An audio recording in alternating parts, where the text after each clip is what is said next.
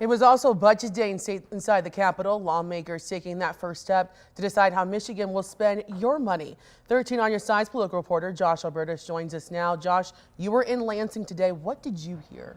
Lauren, we're hearing some very different dynamics from last year or even the year before. Now, if Governor Gretchen Whitmer wants to get her proposal passed, the new Republican House majority would have to agree. But while state and local issues were factored into this proposal, there was a lot of talk as well about what we're hearing out of Washington, D.C.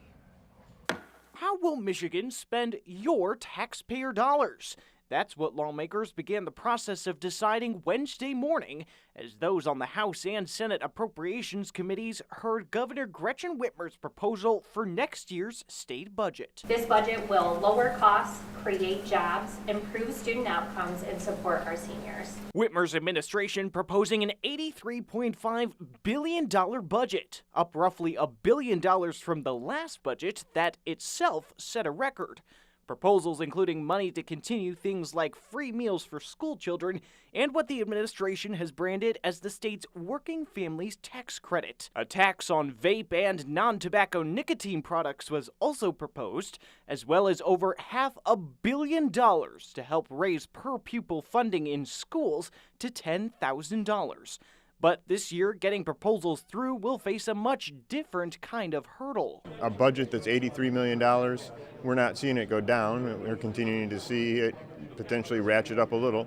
And that's not really what I believe the people of Michigan are looking for. To get it passed, the proposal from a Democratic administration who had enjoyed a unified Democratic capital for the last 2 years will now have to go through a new Republican majority in the state House. I think what we need to do is we need to look at every single line item and just start asking them the question, is it constitutional?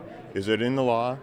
Is it really in the best interest of the state? But just as a protest against policies of President Donald Trump's new administration raged outside, concerns about reporting out of the nation's capital already seeping into these budget talks, as many have seen deep confusion as the Trump administration had attempted to pause federal grants and loans and review their compliance with his executive orders.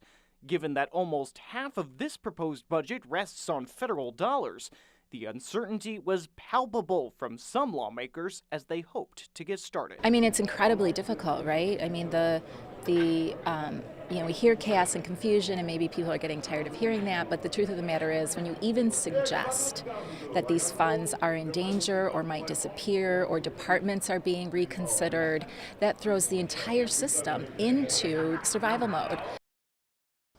And there is also a legal deadline on July 1st to get a budget passed and on to the governor. With potential uncertainty about funding sources and a split legislature this year, those I spoke with hoped it could get done in time, but no surety there, so we'll have to see how it plays out. In the newsroom, Josh Albertus, 13 on your side.